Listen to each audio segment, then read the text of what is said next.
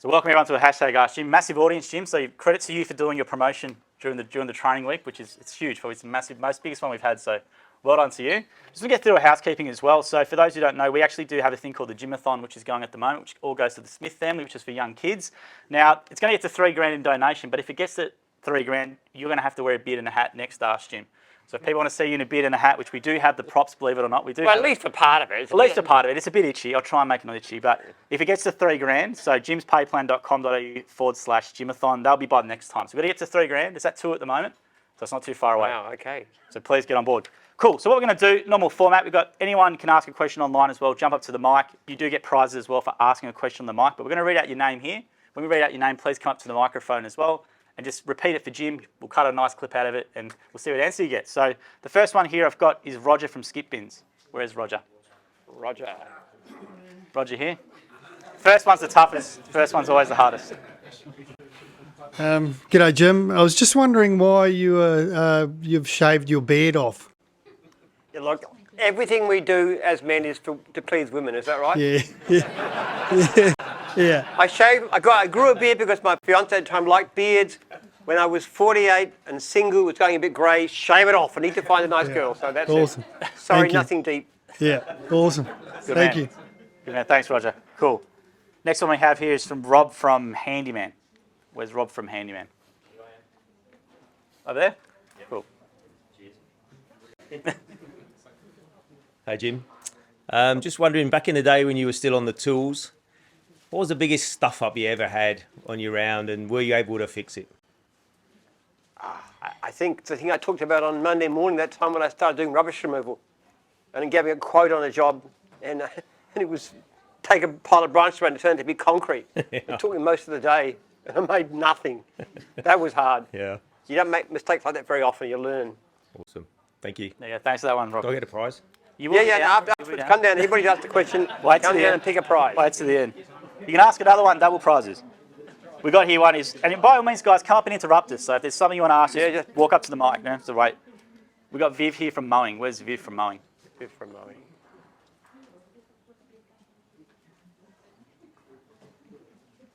Hi, Jim. Just wondering what the most rewarding thing is about your success. Oh, it's stories about franchisees.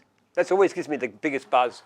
I mean, numbers is nice. I mean, hitting 5,000 is exciting. But when I speak to somebody who's been a 10-year veteran and their life has turned around, there's nothing to equal that. There really isn't. It's lots of little successes. Well, not little, but they're individual successes. People doing well. People saying, I wished I'd done this ages ago. I just love that. Yeah, that'll be big to us. So that's cool. Yes. Well, when you write to me after 1 month and you tell me you're doing great, that is a real boost to my day, I can tell you. Yep. Which is normally what people say. Sometimes they've got problems and I can try and help them. But to actually write back and say, hey, I'm doing so great, got great support, I love it, making well above paperwork guarantee, that really doesn't give me a boost. Nice. Thank you. Okay, thanks for that one there, Viv. We've got one quick one online, Jim, real quickly for you. So Denny Turnbull's gone, how many gyms mowing is too much in a town of 105,000 people? There isn't any set number because we're only a fraction of the marketplace. What we find is that the more franchisees we have in an area, the more work per franchisee, and I don't know any limit to that. Now, in 105, I have no idea, but it could be 20, it could be 25. But don't forget, we're always the minority. There's always going to be more independents than us. But every situation is the same. When we went to Cranbourne, the first time we went to Cranbourne, I remember we had one guy going to Cranbourne, one job in the first month. We've got 5 people working flat out in Cranbourne. And there's surplus work. There's work we can't handle. So there's really no upper limit that we've ever come across, ever. Absolutely. Thanks for the one online. Got one here from Sean, who's from Mowing in NZ. From NZ. How you doing, Jim? You Yeah, well? sure. Let me tell you my Nigerian joke after, if you like. Okay, Roger. My question is, what made you go into New Zealand, and how many divisions are there in New Zealand? Well, it's kind of logical, really, but mostly initiatives with franchisees from Australia. We had somebody who wanted to go across there, and they just started it up. So in general, they started from here, and then when they went across there, we gradually recruited until now. I think everybody in New Zealand is basically a Kiwi. But it's kind of, most things happen, most divisions in gyms don't start because we think of them, because somebody comes to us with an idea. So there's somebody tonight who's interested in crop spraying. Was that right? Somebody here? Or was that Jim's crop dusting or something. crop dusting? Yeah, I don't know if he's here, but I did say he's welcome to come to this. But we just people approach us all the time with an idea. So that's how it starts.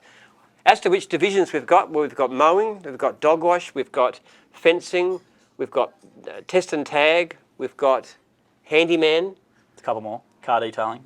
car detailing, cleaning, obviously. What else? Building inspections. Hazmat's just about to start. Building inspections, yeah. We like to see all of our successful divisions go across there. Jumping castles, great ones, just getting off the ground here now. I reckon that'll go. I reckon Kiwis will love jumping castles. Yeah. So yeah, but you never know. Somebody here might be somebody to take it across there. Maybe you. Who knows? You never know. Thank you. There you go. Thank you for that one as well. Good. By all means, guys, just jump up any time and ask New him a Zealand's question. actually a great place for us because New Zealand culture is very similar. I know you speak weirdly. You talk about gyms instead of. But basically, New Zealanders and Australians are very simple. We've got a sort of egalitarian ethos. You know, like if somebody's out working with their hands, who would say a bank manager, and people would say, oh, well, I've often thought of being business myself. But if you were in North America or Europe, they say, oh, you're going to work with your hands, you're going to be a gardener. You know, we're not as class-bound as snobby, I reckon. So the culture fits very well. It's a lot easier to fit into New Zealand the way we think about it than to Canada or to UK. We're around 300 franchisees, and the brand's pretty well known there, so a lot of people will know Jim's Mug. It's been there for more than 25 years. We've just started New Zealand training, actually, which, of course, you could have gone to, but we would have had to wait another 5 weeks or so. But it's getting a lot. We had like 18 last training. It's really going very well. Absolutely. Cool. The next one here is from Liam from Mowing. Where's Liam from Jim's Mowing? G'day, Jim. I am pretty interested to know what happened to the VIP home services. Oh, it's still around. Still When I there? started, they had 250. We had 0 or 1 when we first started off. They've probably got about 250 still, my best guess. So we're about 20 times their size. But you still see them occasionally, don't you? Who's seen a VIP trailer around somewhere? Yeah, there's a few. I drive my son to work and we see about 6 gyms things, so I mean, that's a lot more of us. Yeah, right. Well, one more question. How did you come up with your processes and procedures? Just by trial and error to a large extent. We just kept on trying things and seeing what works. Honestly, you get ideas all the time. I was just talking to the Jumping Castles people tonight, and we talked about doing a gym as pinata.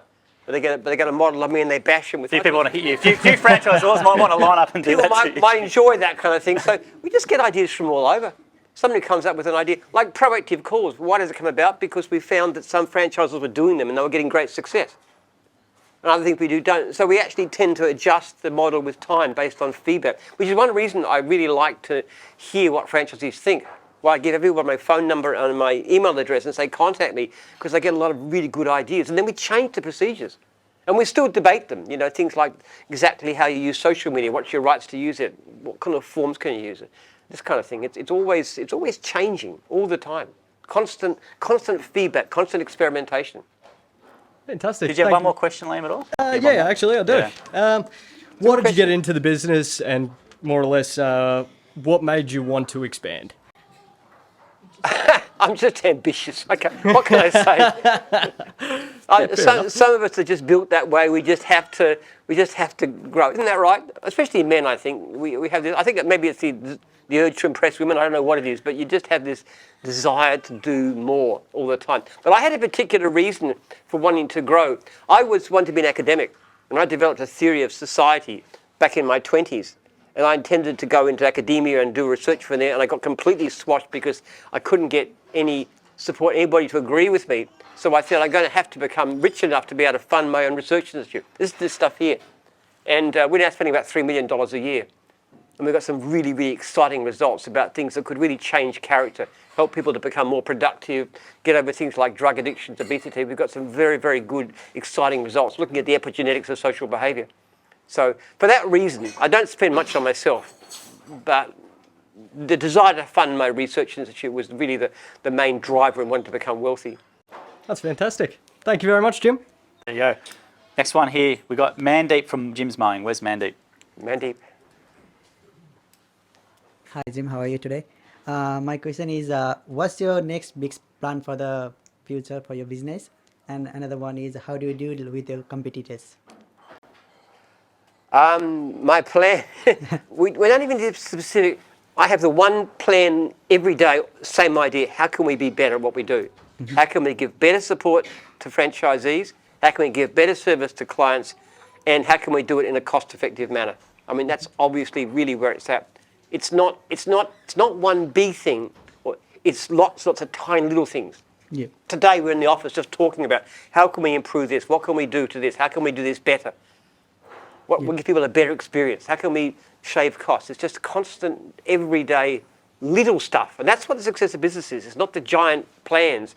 It's the little things. What was your second question? Second question was, how do you deal with your competitors? Competitors. Yeah. Do you feel like, is there anyone out there for your competitors, or like, yeah? Well, we compete with the independents, of course. But in general, honestly, there's so much work around. We don't really think about competitors very much. We just try and be as good as we possibly can. I don't really watch competitors, honestly. I don't even think about them very much. Cool. Fantastic. And there's Thank you. Yeah, another part which was about buying out the competitors. Yeah. Yeah. Yeah, another part was like, would you, if there's someone out there having a great Possibly. I was ideas, offered would you the be buying out those companies? Or I was offered the chance to buy VIP several years ago for $5 million, and I passed up on it. It's probably not very. It's very hard to buy a competitor. Like, competing franchise systems in Australia are so, and in New Zealand are so small by comparison with us, and they have a very different culture. It's very difficult. I actually spoke to Bill Viss, my opposite number at VIP. He's a guy I do respect, actually. He was the one that pioneered the whole idea of service franchising in Australia. And I said, look, and he was talking about how we obviously done a lot better than him. And I said, why don't you copy what we do? And he said, well, my guys would never let me. I think they just got locked into a kind of a way of doing things, and they can't change. oh yeah. Did you have a few more? You had a few Yeah, more. just one more last more, okay? That would be a little bit funny, maybe. Would you ever go public? Like, make No, I don't want to go public. I'll tell you why. When you go public, you have to start chasing your next month's, next quarter's financial results, and you tend to be very money focused. We are not money focused short term in gyms. We always think long term. Make a lot of decisions that cost us now for the sake of revenue in the future. If we went public, even if I still get control of it, you'd have a lot of pressure from the market to say, get your earnings up, get your earnings Oh up. yeah, that's true. And I think that's a very bad, dangerous thing to do. So not only do I not want to go public, but as far as possible, I'm going to arrange it so the gym stays private under my heirs. I've got 10 children, plus my in-laws and so forth, got some great potential sons-in-law. I would like to see it continue beyond my lifetime. I'm probably going to live for another 20, 25 years, based on my health. Yeah. But I would like to see some way that gyms would never, ever go public. Because I think if we did that, you wouldn't give the best service to franchisees. Well, legally, the priority is not the franchisees, it's the shareholders. Yes. So that's the difference, right? Yeah. Yeah. And I don't agree with that. I think actually when you run a company, you have responsibilities to your staff, you have responsibility to your customers. As a franchisor, very particularly, we have responsibility to our franchisees.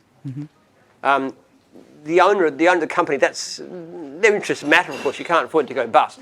But if you start putting the owner's interests above everything else, this is the Milton Friedman idea, which I think is really obnoxious. Great companies of the past, you look at companies like, GE's one. well, GE's was when it went the wrong way. It was, yeah. Because they put money first, and that just crushed the company. But what's that technology company? I forget anyway. But great companies tend not to be too focused on short-term financial goals. They tend to think much more long-term, and that's what we should do here.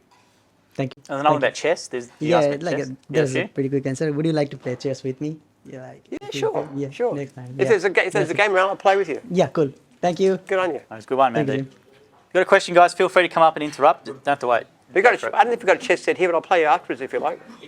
I do have. Yeah, I'll play you. Bring it down. Yep. You ever play 960? 960 is a great version. That's when you sort of semi-randomly do the back line. That's a really fun game. I'll show you. I hope you're good because he's pretty good. I'm smart enough not to play it. All right. Is he good? Okay, well, there we go. Well, that'd be good. Could be a good battle. That'd be good. Hi, g'day. My name is Yotiba. Just want to know business ventures, how do you select them? Like you could start your Jim's Airlines, Jim's Cruises, or Jim's Bus Tours. So how do you? Jim's Air. Yeah. Okay, there's a very simple rule which I've learned from very hard experience. Don't go into businesses you don't understand. Like we did things like got a factory going, disaster. Trade exchange, disaster. What we do is we actually focus on what we understand and what we're good at. And it's all too easy to think that another business looks good. You don't understand the difficulties. You don't know what you're doing. We know what we're doing. When you come to services, we're very good at what we do. We could be a lot better. But you go to any other business at all. So something like an airline, absolutely never. But even retail franchises, I would never try and compete with the likes of McDonald's or Domino's. They're a different kind of business. But if you want to have Jim's Doctors or something like that, yeah, I'd do that in a flash. But it's a similar kind of thing. But that's your rule, and I suggest that to anybody too. It always looks as though the other business is going to be great, but believe me, it's you got so many problems. I got a psychology research institute going. Actually, it cost me millions of dollars. That was a terrible idea. I've done so many stupid things. I can tell you, really, really dumb mistakes. But basically, all of it is involved with getting into something I don't understand as well. Just the last question. Go for it. And how do you come with that idea of local expert, your local expert? Oh, that wasn't me. I forget who It was me, yeah. Was it you? Yeah. We did a bit of research, and basically customers knew we did everything, but didn't know we did it well. So we just changed the brand positioning a bit for local expert. It's quite funny. There's another company that stole the name and called themselves Local Expert up in Gold Coast now. Yeah. But it was more just to combat some of the perceptions with the market about us, knowing that we did everything, but they didn't know we did it well, that we're actually local in the area. They thought we were subby, sent from head office. So You'd actually be that's the surprised at how little of what we do actually comes from me. I mean, like the whole social media campaign, this thing here that we're doing now, that's all Joel. And Joel came in on a very junior job, just casual job, like how long ago was it? probably 12 years. 12 years ago, yeah. And just gradually came to the company and then learned how to do things and then come up with the ideas that he does. So a lot of things are like that. A lot of initiatives, a lot of the things we do are basically just ideas. If I've got any particular talent is that I talk to a lot of people and I listen a lot. And I'm always open to somebody who's got a different way of doing things. And I tend to say, hey, give it a try. Whether it applies to staff members or franchisees or franchisors or anybody, just listening and saying, okay, what ideas have you got? But Jim's Airline, when we did post it, was very popular. You had a call from the news.com.au who thought you were literally doing it. Yeah, I was just the journalist I knew. He actually rang me out, what's the journal? And I said, look at Jason, look at the date. It was April 1st. he just laughed. But it got a lot of traction, that one. It was picked up a lot, so it did well. But Gymland was the big one. We were Yes. #1 on Twitter. Yeah, Mostly negative, negative. It wasn't good stuff on Twitter for 2 days. Yeah, it wasn't good at all. I just blasted it. We were trending #1 in Australia for a little bit, yeah. The lefties don't like it All the so left much. journalists did not like it at all. Yeah. They all fell for it though. They weren't happy when we released the video, but yeah, what can you do? All the money went to a good cause, didn't it? Yeah, we did. We just phoned to give a personal check to the local men's shed. That was great. Did a Yes, video. Absolutely. Go on, my friend. Hey, how you going? I'm Adam from Jim's Antennas over in WA. Yeah, Adam? What would you say the quickest or strangest customer story you have is, or even odd fan request, maybe? If Odd fan request. yeah, Yes, some bumped odds. in you on the street. What sort of fan request do we get? People are all Been asked to sign anyone's skin or anything, they tattooed or anything like that, or I don't know. I've never had a Jim's tattoo being done. The people who do Jim's tattoos, They you do. just don't see them. There are people who do them like every couple of weeks and upload them, expect some free stuff, and yeah, we don't give it to them. But I don't know. Customers can be very strange and very difficult at times. You know, people say the customer is always right, and I tell you what, they're dead wrong. Customers can be absolutely terrible. Yeah. They can be very, very unreasonable. You know, you get people who complain, and this is not just the worst ever, but you know, somebody complained that nobody ever rang me. And you know, and you go to the franchisee, yeah, I rang them 3 times, I texted them twice, I emailed them 4 times. I just don't know how someone can get service done when they're so impossible to actually get in contact with. And then have a cheek to tell us. No, I know this because I wiped the complaint, I wiped the survey because the franchisee's done the right thing. But that kind of thing happens all the time. Some people are very odd. I don't know how anybody could get a service done when they are so impossible to contact. Right.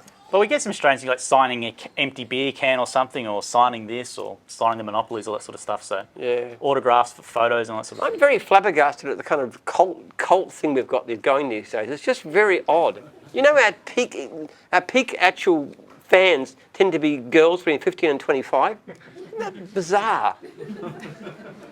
People do all kinds of things. They love the brand, which I'm very happy with, but it's just odd. This is the guy with the beard and the hat. I mean, it's kind of... Well, it is like, it's meme worthy, right? So if your brand's meme worthy, that's a good thing. Everyone thinks it's a bad thing, but it's a good thing. So Yeah. we always do it. Hi, Jim. Billy from Jumping Castles ACT. Now, you've said about some of your successful brands and some of the other brands that have made you laugh. Now, what's that brand that if someone's come to you and gone, I am not putting my face or my name to it? It's really hard to think of me saying no.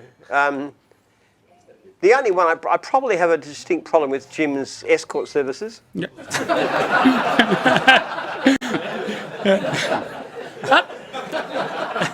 I don't think my wife would like me to know. That's fine, yeah.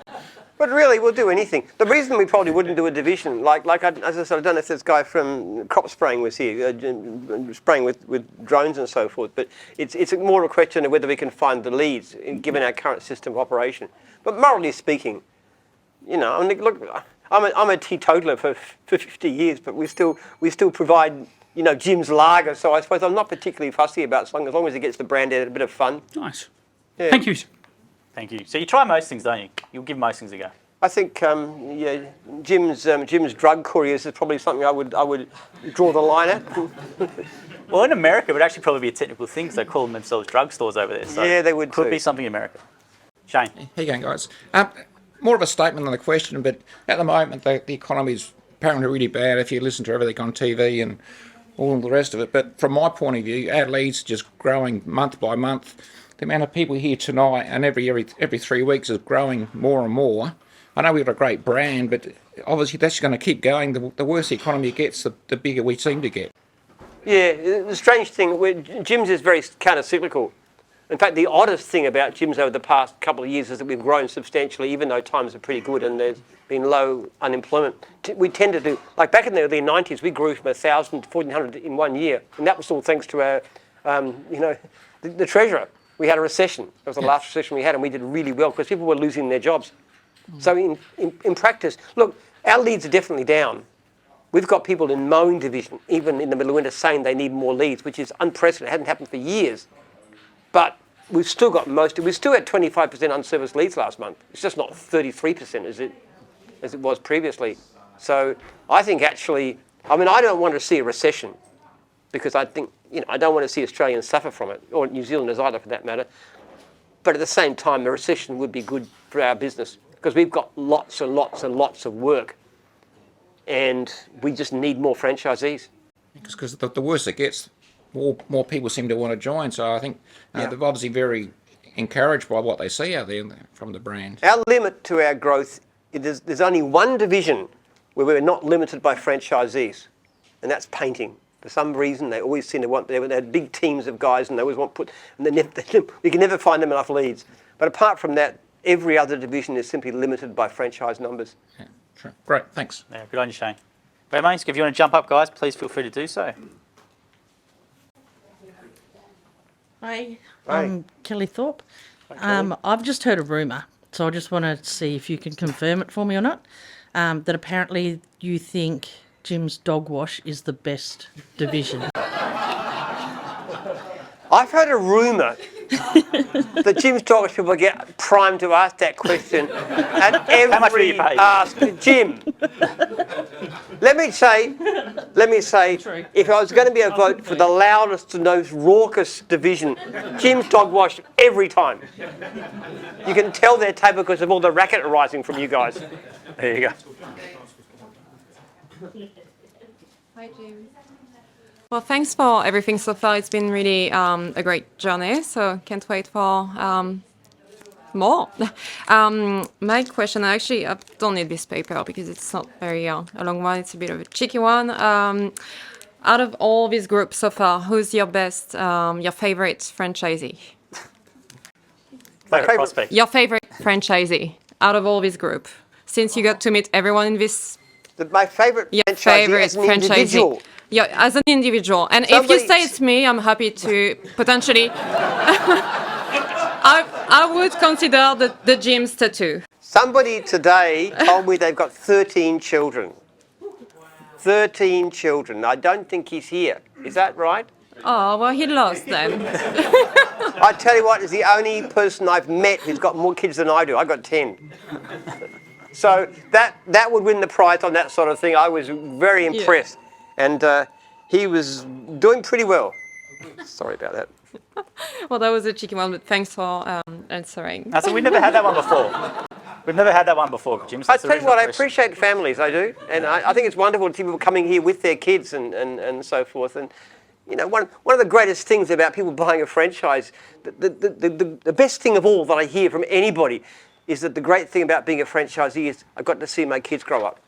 That is the biggest thing, much more than somebody. It's great when somebody becomes wealthy, and they do.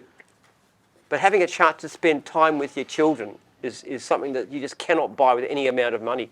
There's a wonderful saying that goes, no other success can compensate for failure in the home. In fact, the next version of the book is going to be called No Other Success, because I want to really emphasize that point about what's most important. You know, I led a busy life, but I take my son to school and pick him up pretty well every day. And that to me is precious. And just, I build my day around that. It's a very original question, though. We haven't had that in like 150 of these, so. No, that is a good question. Very, very good question. We haven't never had that one before. Cool. Reese from Mowing. Where's Reese from Jim's Mowing? So I've heard you like a video game. What's your favourite? Computer games. I try not to get too addicted. I play games like Wordmaster, which is a kind of an online Scrabble thing. I play Conquest, which is like a Risk version. It's good because it's very short. I play Slidress, which is sliding blocks around. I play that, mostly little games. As far as the other ones are concerned, I don't tend to like the first person. I like the strategic games. I like to have a game where you can build an army and an economy and go and conquer somebody. I mean, that's just my nature. So like the Age of Empires, Age of Kings type stuff. You played that? Warcraft, yeah. Fantastic game. Used to love it. Yeah, I love it actually. I haven't really come across anything better than that. Yeah. But I do try not to get too addicted in those things, honestly. No, you lose too much of your life, don't you? Yes, they can be a huge time sink. So I sort of say, okay, play a couple of games on this and then go and read something useful. There we go. Thank you. Where's Gareth from Mowing? Gareth. Cool.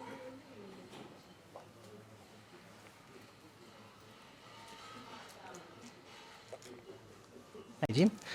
What would you consider the biggest strength of the Jim's group right now? I think it's our culture.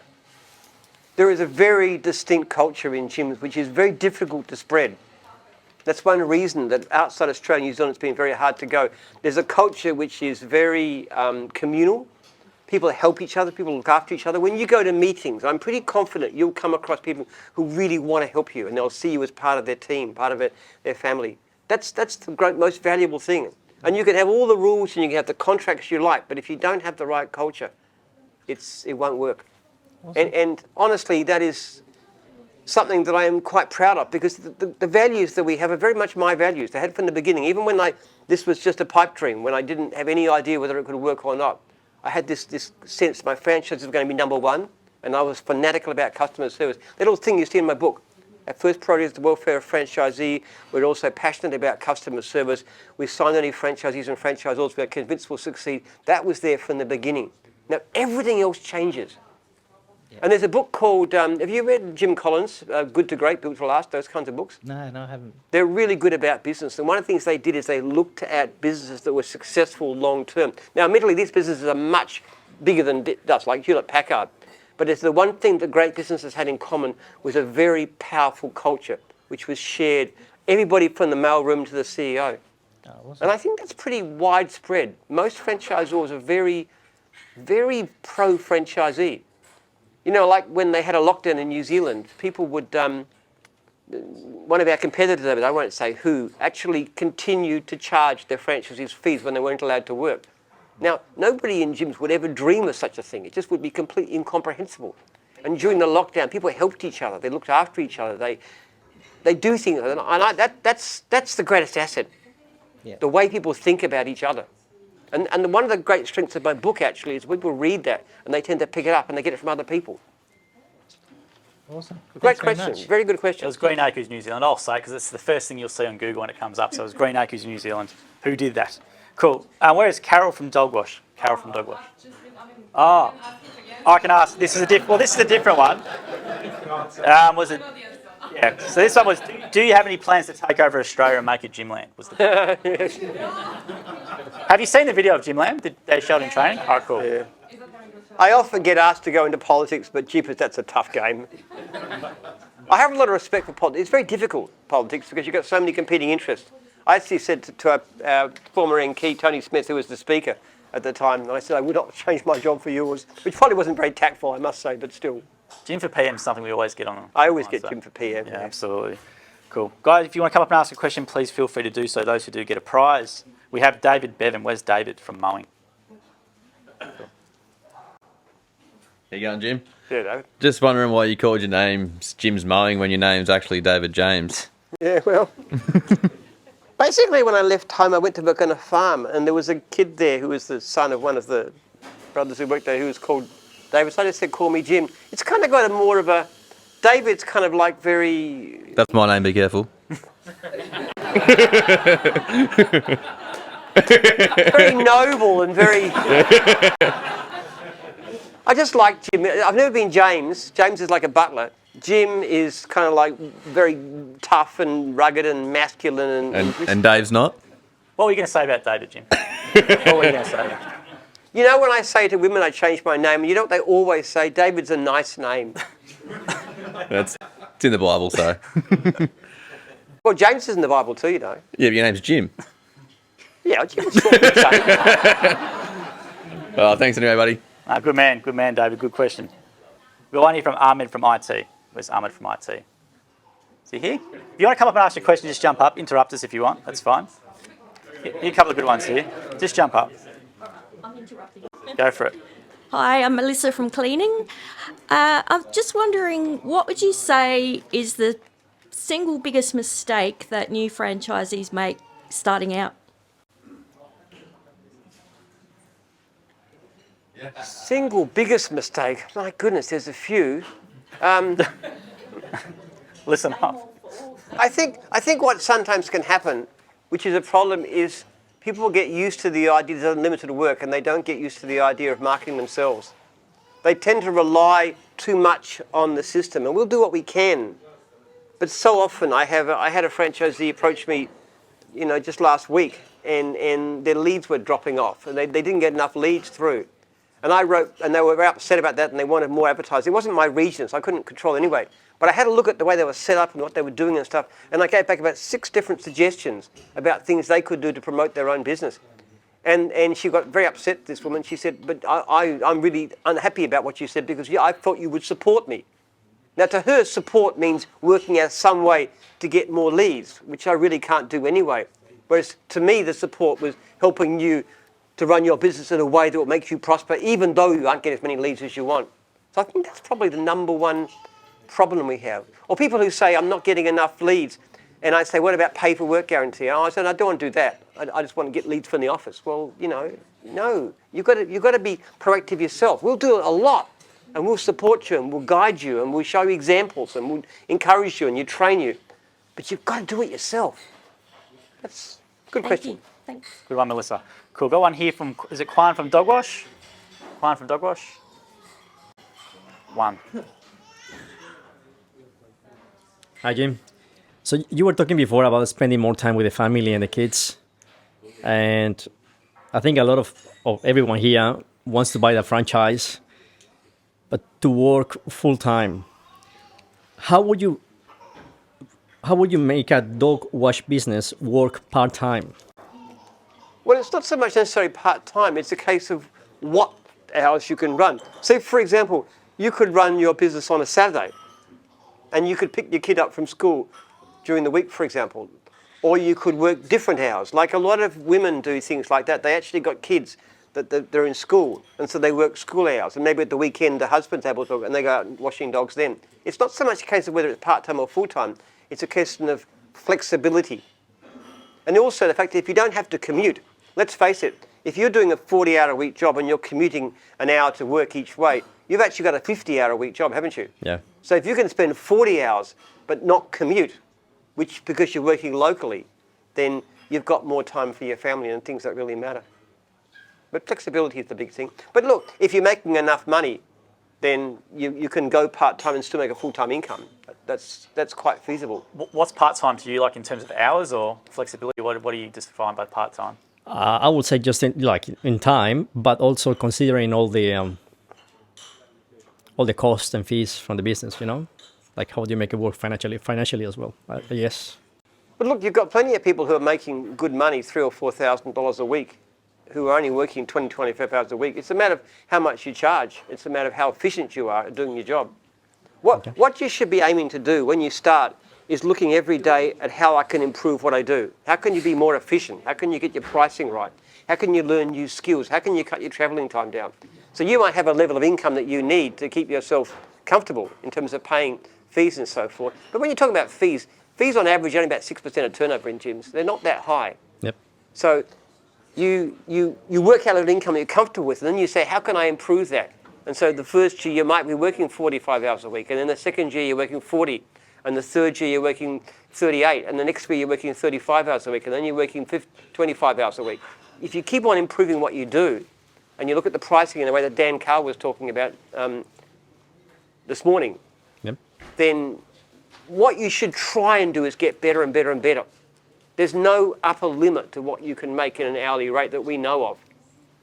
Okay. Well, you saw some figures he gave you. What does he say for an extra? What is his hourly rate? Like $180 an hour. That's what he aims for. Now, you don't have to work a lot of hours at $180 an hour to make a good living, do you? Yes, that's correct. But that doesn't happen overnight. You have to learn how to do that. And you can listen to him and other people and learn how to do it yourself. But in Dogwatch, we did an interview with a lady who one of our core voucher winners, and she's a trainer in New Zealand. Her name's Meg, and she's a single mum, and she has full-time care of her kids. So she drops her daughter off to school every morning, does all the jobs, 4 jobs during the day, then picks up her kid from school. Then on the weekend, sometimes sets up the trailer at home to do walkings to her house as well. So she's a full-time single mum running a business plus does training in New Zealand.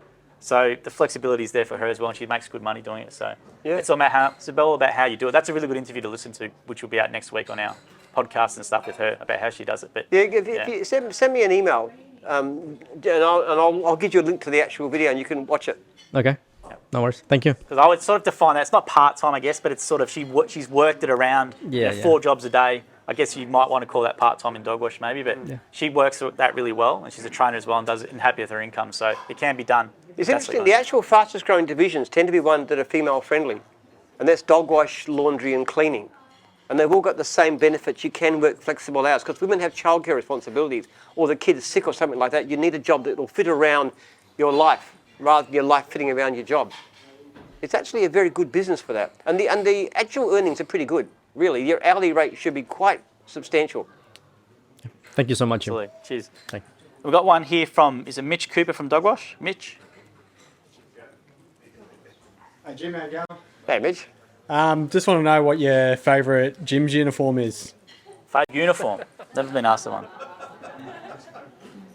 I reckon jumping castles have got to be catches the eye. Dogwash. Cheers, mate. You guys are too much. Never been asked that one before about your favourite uniforms. The jumping castles you like obviously stands out. They're certainly bright. I was sitting at the table at dinner with the jumping castles, and they just about blaze your eyes, don't they? They're so colourful. In the rain. Yeah. Cool, guys. If you want to ask a question, I do love Dogwash. It's a great division. In actual fact, it's one that we're the franchisor for, not the divisional, but it's a brilliant division. It's going really well. Sharon is an amazing leader, very inspiring, very strong culture. But it's really not fair to ask about favourites. Absolutely. Guys, if you've got a question as well, please feel free to come up and ask one as well. And we have one from cleaning. Is it from Gaurav? Gaurav, I can't say your name, sorry. Yep. Gaurav. Hi, good evening, Jim. My question is, what is your one of the best moment in your personal life and in Jim's group? Which you count as your one of the best, like the top one? There are two, this is completely opposite, there are two times in my personal life that were the absolute most important, crucial things ever. One was the age of 28 when I found God, and the other at the age of 48 when I met Lee, my current wife. Okay, they're the absolute peak meetings of my entire life. and one in your working in Jim's group? In business, it will be impossible to say, but I get a huge boost out of seeing people succeed. That really makes me very happy. That's all I can say. And there's so many stories. I think the story that I'm actually launching the book with was probably at a high point. I was talking to this 10-year veteran, and I asked him what he was doing before he got into gyms. And he said, I was a manager in a supermarket. And one day he was actually about to leave for work because he worked really long hours and hardly saw his kids. And when he was about to leave for work, just first in the morning, his little 4-year-old son said to him, Daddy, I wish you could have breakfast with us. And he said he drove to work and the tears were streaming down his face. And then he got out of the business and he bought a Jim's franchise. And he said, ever since then, I've seen my son grow up. And I said, do you ever thank your son for making that comment? He said, every day. That, if you ask me one experience, that would be the most moving experience I've ever had. I'm actually launching the book. My new version of the book is going to have to start with that story because I found it so meaningful. And that's really everything. Look, we've probably made more millionaires than any company in this country. There'd be hundreds of Jim's franchisees who have become millionaires as a result of being in this organisation, becoming franchisors or putting on workers and so forth. And that's fantastic. But I really think the greatest thing of all is people who see their children, because no one's successful can compensate for failure in the home. Cool. Good question. And another one, what it takes to be as successful as Jim? I'm not particularly good at most things. That's the thing to bear in mind. I'm not particularly good at counts. I'm not very good on relationships. I lose my temper. I am lazy at times. I'm ill-disciplined. I'm not good at accounts. I have terrible social skills. I offend people without meaning to. There are so many reasons why I should fail. All I can say is that I have a relentless drive to do better every day. Every day. And there's absolutely no reason why anybody who's listening today can't do as well as me or better if they just have that same focus. And maybe they've got lots of skills that I don't have.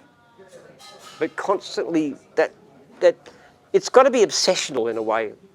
That nothing is ever good enough. Every day of my life, every day, Christmas Day, every day, I'm thinking the same question, how can we do this better? And it's 1,000, it's 10,000 little decisions that make all the difference. That's honestly where it is. And it's not because I'm some great genius or I've got some great talent. It's not. I think if anything, it's real. You know, even Einstein said that, and I'm not comparing myself with him. But people talk about what a great brain he had. But you know what he said? He said, genius is an infinite capacity of taking pain. People overestimate how much it matters, how much money you've got, how much intelligence you've got. All those things, how good looking you are. I mean, all these things people think matter so much. But really what matters is character. Correct. That determination to do better. Good. Great question. Thank you. There you go.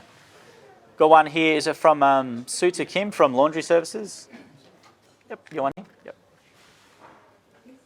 Hi, Jim. Nice to meet you again. I have a question. Actually, I'm deeply impressed by your writing. And if you had a mentor, what would you most like to learn from the mentor? I have lots of mentors, actually, because I would read, on average, probably a couple of books a week, talking books, reading books, and so forth. I just like to listen to a lot of different stories about successful people. You know, we were talking today about something to do with the business and hiring processes and referring to a book about Netflix by Reed Hastings, one of the founders of Netflix. It's called No Rules Rules. And the principles that he put forward. Now, Reed's my mentor. I never met him, of course, and he wouldn't know me. But there's so many great things. I'm reading a book. I've just finished reading a book the second time about the discipline of happiness and so forth, and how you become happy and effective in your work. It's fantastic. Some brilliant ideas. I'm actually mentioning that in my Jim's letter this month, which I send that every month. Okay. So I reckon that it's a funny thing. People often they'd want to talk to me and say, I want you to be my mentor. And I say, well, you can come and I can have a chat with you, but if you really want to learn, read my book. Look at all the podcasts and stuff that we've done. Look at all the material, not just for me, other people too, and just immerse yourself in the great material that's all around you, the great stories. That's right. I'm probably one of Amazon's best customers in terms of books because I just order all the time. Order books all the time. Everything I get my hand on about business in particularly, but also psychology and motivation and lots of other things, evolution, history, all kinds of stuff too. That's my recommendation. Look for the... We can't always have the privilege of a great mentor, but we can all have the ability to learn from the greatest and most skillful people in the world. Learning every day, nearly all the different peoples, right? From the books and everywhere, right? And if you actually asked me who my greatest mentor of all time was, I'd say Jesus. Oh, yeah. Because if you look at the principles behind how gyms works, this whole ideal of service and the idea that we are not, Jesus washing his disciples' feet, or the parable of the talents. I often think about that particular thing, how you can't compare yourself with other people in terms of your abilities. What you can do is make the best you can, the abilities that you've got. And that's what he asks us. Now, whether we've got the 1 talent or the 2 talent or the 5 talent in terms of ability, that's not the point. What are you doing with those talents? That's right. How much is your life worthwhile considering what you've been granted and what you've been given? That's what matters the most. So I'd say the Gospels, particularly the Synoptic Gospels, I love them. And also James's letter. Because James was Jesus' brother, and a lot of what he says is very similar. Yep. And then Jesus teaching about the value of poverty. Not so much that, but it's harder for a rich man to enter the kingdom of heaven than the camel to go through the eye of a needle. That kind of thing too. We talked about the dangers of wealth. That is the guiding line. If you looked at a mentor that I would have, that would be him. Okay, thanks. And one more thing is, would you be my mentor? Then Would you be her mentor? What would you like to be my mentor? Then tell me about the most important things. Most important what, sorry? Most important thing you just tell me about this business when I starting. Well, it's what I've already told you yesterday, today. This whole business, passionate about customers, constant urge to do better. Always put the interests of what you're doing before the money side of it. Never put money first. Those kinds of things, principles. But you see, I am your mentor, aren't I? Really.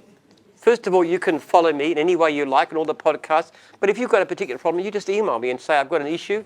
What can I do? And I'll answer you.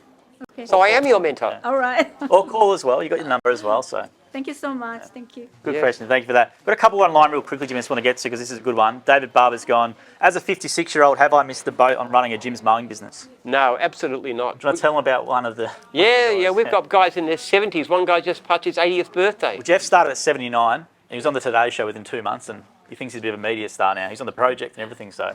Yeah. Jeff Campbell, so he's at 79 years old, he started a Jim's mowing franchise, so...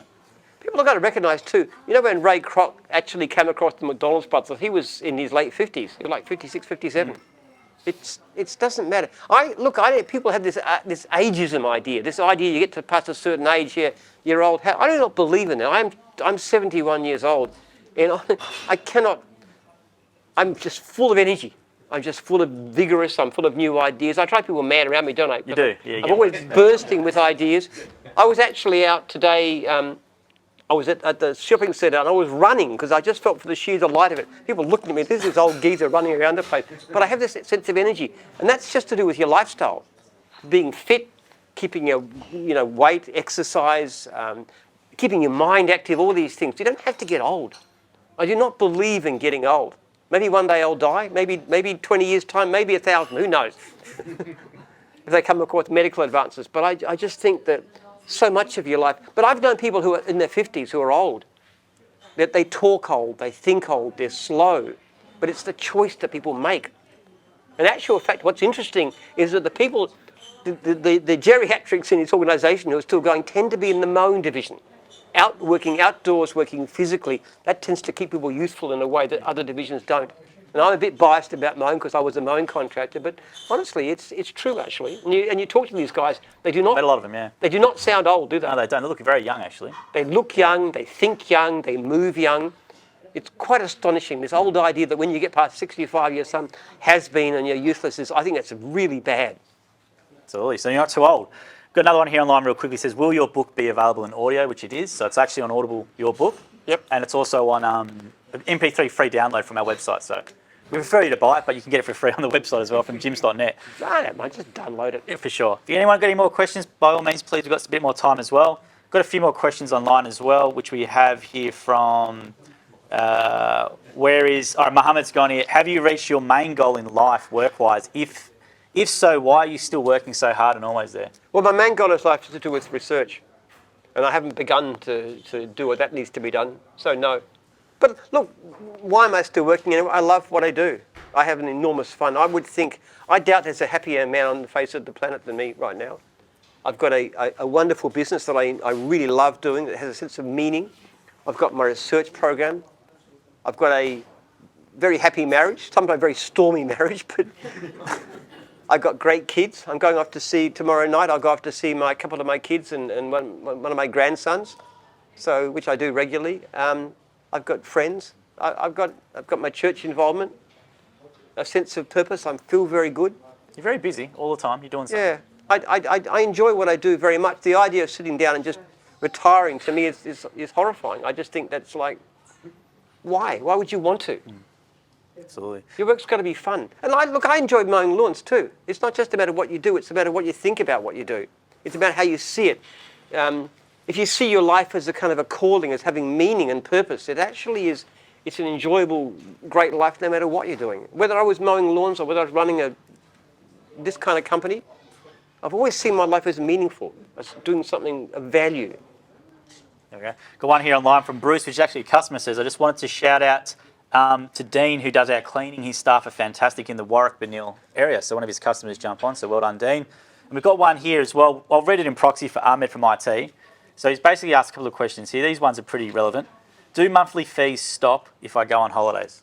No. Ahmed. They don't. All right. Probably should have been here to hear that one, Ahmed. So if you don't, No, they don't. Yeah. If you want your fees to stop, there's only one way. Arrange yourself to get a broken leg or go to hospital for some reason. Yeah. Fake an injury, fake a medical and get a medical certificate to say you can't work. That then will stop your fees. Apart from that, no. There you go. Come up, go for it. What's a suggestion for us if you're doing a hard day and at the end of the day, how do you relax and how do you charge your batteries for the day, next day? Do something worthwhile. I think the idea that you just flop in front of the TV is a bad idea. I don't think it really relaxes you. I think actually if you finished a hard day, a good way to end it would be to do something social. You have time with your family, or you go out with some friends, or you do something that's actually a bit engaged. The idea that people tend to think you've got to relax, you've got to lie down, you've got to rest. It's not the case actually. The more you keep moving, the more you keep doing, the more energy you have. But eventually you don't want to do it party the whole night and stuff. But I'd honestly say get involved and do something else, particularly with your family if you've got a family. But something worthwhile. Maybe work on some charitable organisation or do something worthwhile in your part-time activities. That's my suggestion. Don't watch TV, too much TV.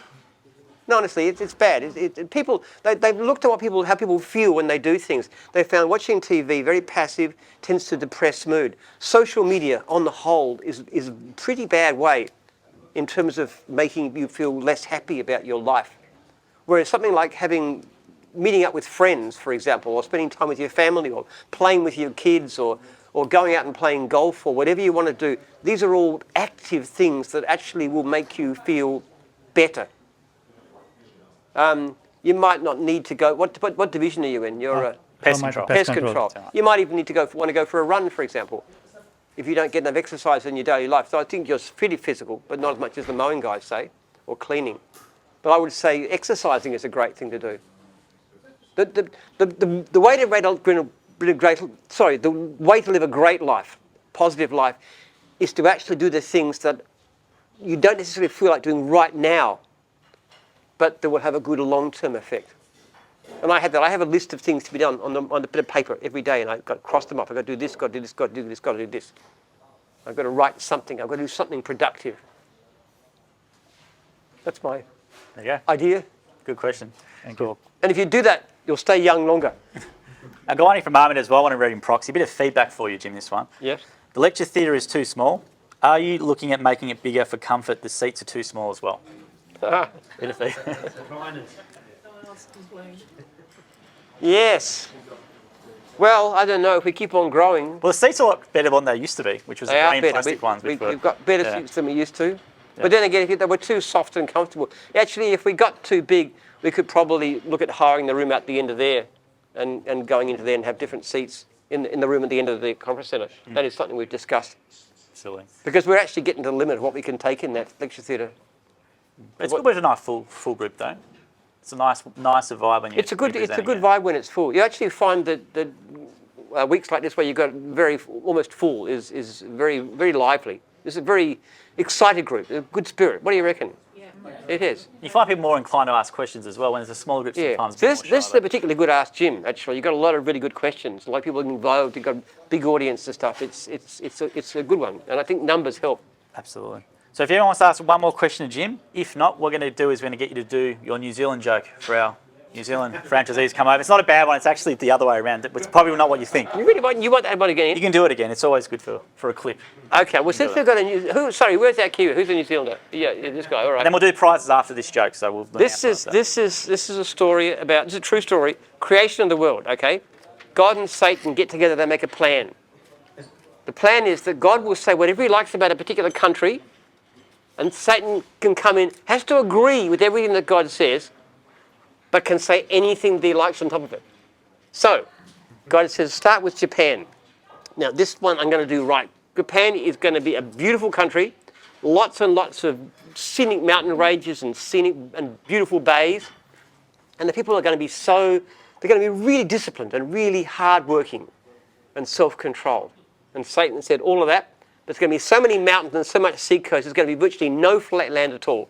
And the people will be so disciplined and restrained that they won't be able to sort of relax and enjoy life at all. So God says, all right, Africa, we'll get this one right. Africa is going to have beautiful mountain ranges and sea coasts, but lots and lots and lots of flat land. And the people will be they'll be so uninhibited, they'll be so joyful, they'll be singing, they'll be dancing, they'll just really, really enjoy life. Satan said, right, and half the land's going to be jungle and the rest's going to be desert. And the people will be so busy singing and dancing and enjoying life that they won't have time to actually do anything very good economically. So they'll have famine and they'll have warfare and they'll have... All right. God said, right, New Zealand, I'm going to absolutely get right. New Zealand is going to be the best country on earth. It's going to have beautiful mountain ranges and beautiful sea coasts, but lots and lots and lots of fertile flat land. No jungle, no desert. And the people, they'll be disciplined and they'll be economically capable and hardworking, but at the same time, they'll be the kind of people that you can just laugh and relax and have fun in life. He said, Satan beat that. Satan said, easy. Wait till you see their neighbours. There you go. There you go. That's not what you think, so it's a good one. So what we'll do, Jim, is we'll do let's pick the top three. Then everyone else who asks a question up there, come see me after, and we'll give you a prize as well. Many good questions. There was a lot. There was a lot of good questions, around 22 in total. I like that one about the encounters. Who said that? About the what, sorry? The encounters, the most important encounters. Encounters. Who was that? I don't know. I said about meeting God, meeting my wife. Who asked that question? Most important encounters. Most important thing in personal life, and I think that was yourself, wasn't it? Was it cleaning? Was it cleaning? Was it laundry or cleaning? I think it was you. Wasn't it you? Come up, pick something. Because you're a Christian too. I know. I remember. Well, you can come up, pick anything you want here. So you first did. Take whatever, anything you like. The same book, is it? You can take the book. Yeah, it's the same one. Easy. Cool. Okay, that's great. Next one, Jim. What one did you like? There was a lot. Yeah, he can sign it for you. No worries. Julia. I want to give one away, Jim, which I thought was good. The original question, I love an original one. So was that from Carol, from Dogwash? I asked an original one. We've done this 150 times, so we haven't heard that one yet. So anything original I like. Pick anything you like, you can take. Anything there's up for grabs. Yeah, that's the one I'd take. Yeah, that's a good one. If you got kids, promise me we're going to play together when the business is successful. There you go. Cool. And one more, Jim. Was there one more that resonated with you? You can't read my handwriting probably. That's why. No. Who asked a question about lifestyle? I thought that was good. That lifestyle, which was the Kwan over there. You asked about lifestyle for Dogwash? Yeah. Yeah, that's a good Come question. over. Pick anything you like.